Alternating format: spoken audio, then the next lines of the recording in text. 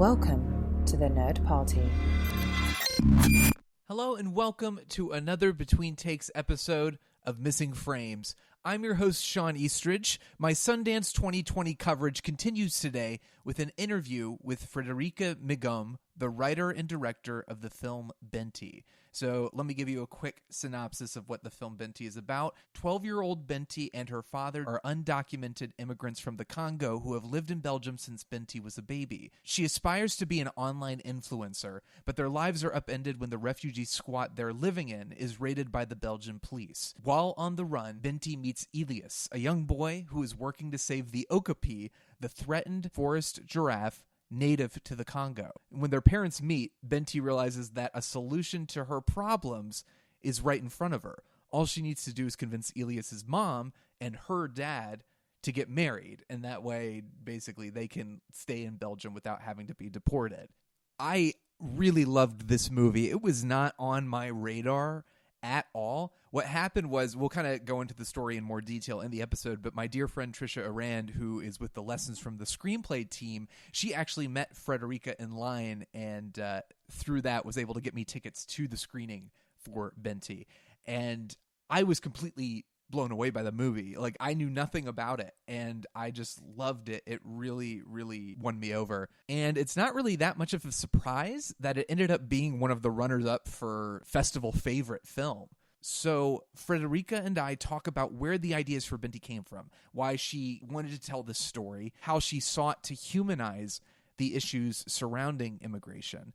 We also discuss the kind of condescending vibe some people have towards kids' films, how sometimes people are like, oh my gosh, I can't believe it was so good because it was a kids' film, and how frustrating that can be. If you want to learn more about Frederike and her work, you can do so at her website, frederikemigom.com. I could spell it out for you, but I'm lazy, so I'll just include a link in the episode description, and you can check it out there. You can also follow her on Instagram at Frederike Migom. But now that we've gotten all those details out of the way, let's get to the interview. Hope you enjoy.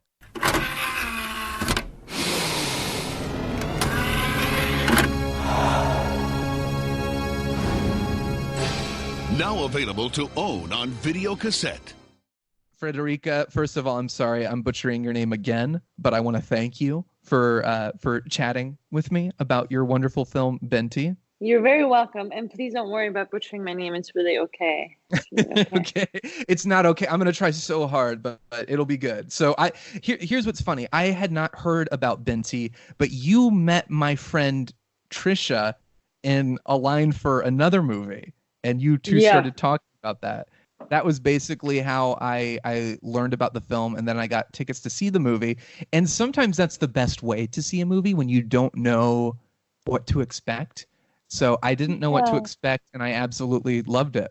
Oh, well, good. Yeah, it was funny because, I guess a lot of people don't know about the film because it's in the kids section, and a lot of people don't even know there is a kids section. So that's interesting. And then that line where I ended up in was also a total coincidence, because I had a ticket to see this film, but I had lost it, which happens, which is a bummer at Sundance because tickets are, not so easy to get. And I had one last voucher, and since I then was there, I was like, fuck it, I'll just use the voucher and go into the waiting line. And that's where I met your friend. Yeah. And then I realized I had tickets still to my own screenings. And I was like, hey, I should just hand them out to people, because otherwise it's really a shame. It sounds like it was destiny that I was supposed to see this movie, and we were supposed to have this conversation right now. Absolutely. That's what it was. So tell me a little bit about your career up to this point, because this is your first feature, right? You've been making shorts before this? Yeah. Yeah. What kind of stuff were you making? I did 3 fiction and 2 documentary shorts. Okay. But I would say that I'm mostly a fiction director. I end up in documentaries every now and then, but I would say fiction is my thing, I think. And when did you start kind of formulating the ideas for Binti? When did it go from idea to script, and how long did that take? I think that happened in about 5 years ago. I think the whole process took about 5 years, and I started developing the first ideas when I had just gotten funding for my last fiction short. So I was still to shoot that one, which is good, I guess, because anyway, this writing process is so long that it's always helpful to get to shoot some things in between. But yeah, the whole thing was about 5 years. Yeah. And do you remember what the first spark of the idea was for Binti? Honestly, like it's really difficult to remember that first initial spark. I really think there were like multiple sparks. There was one important spark that was simply the fact that our local government funding system had announced a very first brand new deadline for children's film. They had decided that the government has to fund one kid film a year, and this very first deadline was like boom, 3 months from when they announced it, right? So that to me felt then very much like, oh, there's this new thing and I'm this young director and I feel ready to slowly sort of go into my first feature, and that's an opportunity because it's new and whatnot. So that's kind of a thing that I grabbed. And then my last fiction short there was actually two shorts that I would say that influenced this film also. One was a short film that was set in an African hair salon in Brussels. It's about this white woman that kind of half accidentally walks into this salon after having a fight with her boyfriend on the street. And she finds herself surrounded by 5 women from various African countries, and they talk about womanhood. And so there was this kind of cultures coming together is something that has always fascinated me enormously. And so I had been really deep into it with that short and wanted to definitely do more with that. So that then, became an important aspect to the film. And then I had also made a documentary. I had met this girl, a young 12-year-old rapper here in Brussels, just this girl who had kind of a difficult family situation, difficult childhood, and found relief in making rap songs. And I had started filming her somehow and befriending her. And I ended up making a short young audience documentary about her. But actually this girl and the way she wanted to sort of claim her position in society, she taught me so much and she fascinated me so much that I continue to work with this idea of a girl who really is a hero because she has the courage to claim her space in society rather than wait for people to hand it to her. And that's then something that I really wanted to work around also. And that's basically, I guess, how Binti became a little hero. I wanted to really create this little heroine. And so you had to essentially, because the movie follows these 2 kids, Binti and Elias. What was the process like trying to find these 2 kids and getting the perfect cast members for those parts? We were a rather low budget film, so we had our castings were relatively limited. I saw about 100 kids per character, which really is not so much. And they were just the best, really. I mean, I did multiple rounds and had them play different things and put them together, and they were really just the best. And the boy who plays Elias, he's quite experienced. He had already comes from a family of actors. He had already done quite a few parts. And he was also a bit older than he looks. He was 12 at the time. And then she was actually only 9 at the time. Wow. Which made it really difficult for me to decide on her, because I thought that would be like deadly to cast a 9-year-old to play a 12-year-old. Right. But then I guess they kind of like balanced each other out that way. And then it turned out to be, I took the risk, I guess. And I'm happy I did, because she was by far the best of all the girls that I saw. Do you remember what it was that kind of pushed you over the edge with casting? Is it Bebel? I'm so bad at pronouncing names. This is terrible. Bebel. Okay. Yes. Do you remember what it was that kind of finally pushed you over the edge and made you decide to cast her? Well, 2 things. Firstly, when I eventually put these 2 kids together and had them come back for like the 5th time and actually have the both of them together, it was just that one. I remember I had kept saying, I don't want her, I don't want her, I don't want her. She's too young, she's too young, she's too young. And then I put the 2 of them together, and I remember I told my editor, who was also in Sundance with me, and I told her, I was like, she's so good. And the both of them, the energy they had together was just so good. And that's when I was not ready yet to admit it, but actually I knew. And then meanwhile, I had been casting dads, and Binti's dad in the film is actually also her real life dad. That's amazing. Yeah, and so then I guess at some point, he too, I had never expected him to get the part, but I also kept asking him back. And then he was actually the most sensible of all of the, I mean, he had a sensitivity, an artist-like thing over him that I really, really liked. And then I realized that the both of them kept coming back, and then I put the both of them together, father and daughter, and then I was like, oh well, I mean, I have to. And Yeah. he'd never acted before? He had done like small parts, and I guess, I mean, he's a musician, so he acts in all of his music videos, but like a carrying leading part in a feature film, that never, no. Wow. So, He's so yeah. good. Everyone's so good in this movie. And what was it like setting up the I don't want to spoil it, of course, because I don't know if people have seen it yet, and they absolutely should see it, but there's a lot of stuff where Binti and Elias make little movies, and it's so much fun. How much was that planned and rehearsed, and how much of it was just letting them kind of goof off and have fun? It was very planned, and it was very planned. I had written it out. It was not rehearsed, that no. But I mean, again, I had to, because we had a really tight shooting schedule. There was not a lot of space for me to test and play around, and it was all pretty like army like shooting. So I had completely written out, I mean, completely, mostly in my mind, I had a lot of options, little things to do. I didn't also want to kind of give him that pressure of like, okay, so now you guys go ahead and make a video. It's Yeah. not that easy to make YouTube videos, you kind of do have to write little scripts for them. And where did the idea for the okapis come from? Well, I wanted a connection between Elias the boy and the dad, right? Because I Yeah. wanted to sort of Binti and the mother kind of bond right away, and Elias and the dad kind of bond right away.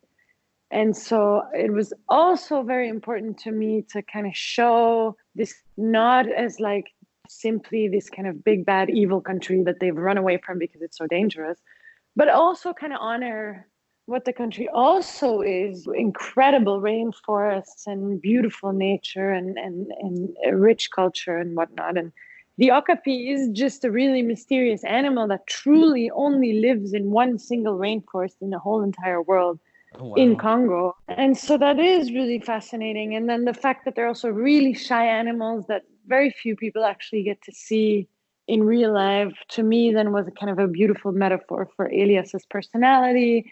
And then also the way they were discovered, quote unquote, by European colonizers, basically in Africa, and how they then claim kind of like the discovery of the okapi. All that then was a beautiful metaphor, allowed me to make metaphors or make links with the way Europeans kind of go to land and claim it. Yeah. So it was really an animal that then allowed a lot of layers, I guess. So I love that. And I love the way you kind of tied it into the whole theme of immigration. And I remember you mentioned during the Q&A following the film, you don't give a specific reason why Binti and her dad had to leave the Congo and why that didn't matter. But it's a very beautiful story, and you really humanize this issue, because I think a lot of times when it comes to issues, people sort of look at them on a surface level. We're only seeing what we see on the news, and we don't necessarily empathize with these issues in a human way.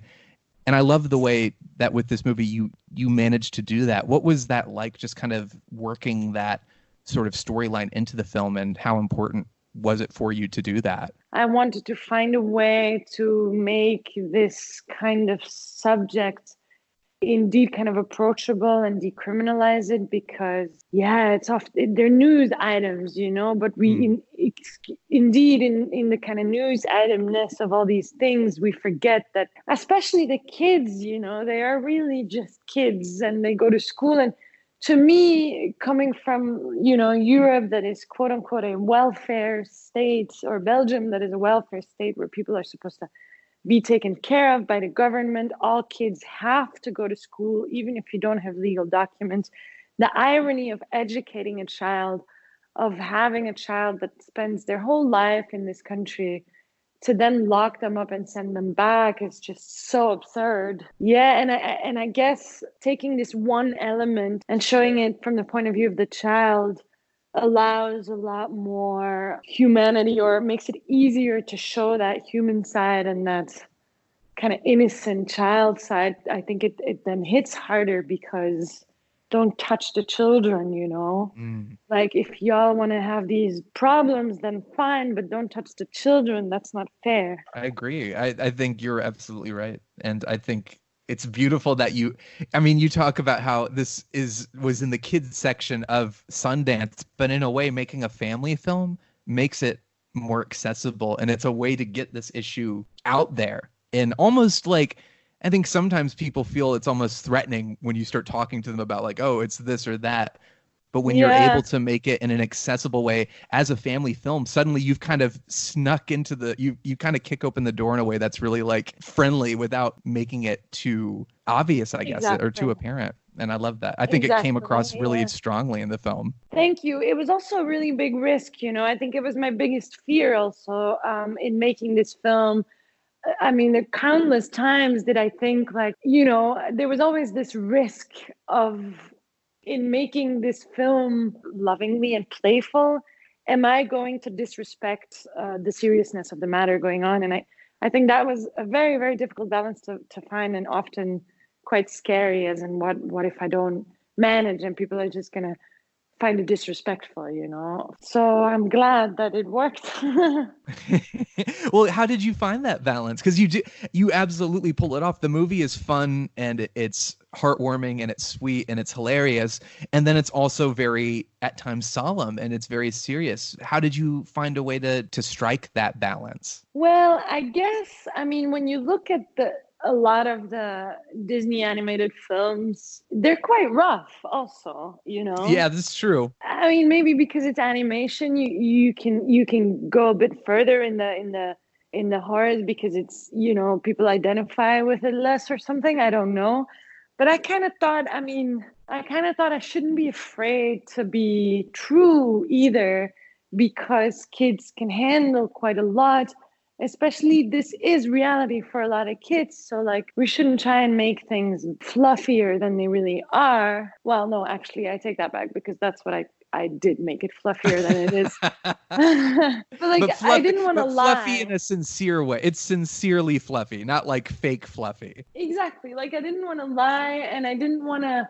I think if you give a kid enough love, it can handle things. So every suffering that I would show, I felt like I had to also compensate it with showing warmth and love and hope. Honestly, I think that's often something that counts for adults also. But I guess with kids, there's just no way that you can make this kind of film and then have the people fly off in the end and have the end be sad. You can't do that to a child, you know. Then it loses hope, and a child should have hope, even if the world is a nasty place. Did bringing the film to Sundance, I mean, and also I forgot to say this at the beginning, but congratulations on being a runner-up for like festival favorite. That's awesome. Yeah, I didn't even know that. I didn't even know that was a thing. Well, that's really nice, and that maybe then shows in how much people do kind of want to see hope in the end, right? The film is clearly resonating with audiences, which I wanted to ask you about, because the tough thing is bringing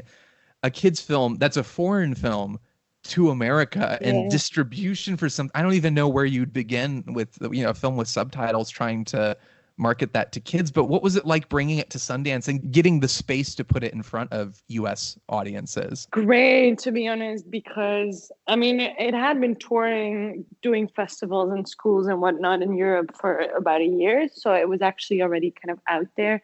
And I had always thought, like, oh, I don't know, the US, they don't seem to want it, you know. I have gotten very little response from the US, and there was, you know, I thought, oh, maybe they don't like that kind of stuff. I don't know. So it was they don't like reading subtitles. Well, I know that they don't like reading subtitles. That's a fact. But then I also maybe thought, I don't know. Maybe it's true that it took a while. I mean, it took about a year to, I guess, get an American festival. But then I didn't even know Sundance had a kids section. So when I got the phone call about Sundance, I was completely like, I was in disbelief, you know. Well, it's great because again, you could feel the energy and you could feel the audience kind of like being won over by the movie. We're all sitting there and we're kind of like, what is this? What's going on? And I don't know if you could feel that too being there. I don't know if you sat and watched it, but there was this kind of energy as the audience started to connect with the movie and feeling everybody kind of hop on board and really embrace it. It was great for me as an audience member. I can't imagine how exciting that was for you as a filmmaker, making the movie and seeing people love it. Yeah, it's nice. I mean, of course, it's nice to have good reactions to it. There's not a lot of people who don't like the film. I guess the film is very likable, you know. Mm-hmm. There's a lot of people who will be like, oh, you know, it's a cute little film, whatever, which is typical, I think, for kid films. You know what, though? Like Pixar movies like Toy Story and things like that, those are quote unquote cute, but also very meaningful and embraced. And I think Binti, it's the same thing. There's this kind of condescending nature when we talk about kids films that I think is ridiculous. I think some of the best movies I've ever seen are kids films. So I think so too. And well, but it's really funny sometimes to see people talk about it. But then because also people then will kind of come up to me and, you know, adults will then come up to me and be like, I even cried, as if like that's like, oh my God, your film even made me cry. Like, as how if do you that react was far from what they expected, you know? How do you react to something that's kind of condescending, isn't it? Yeah. I mean, I tell them good, you know.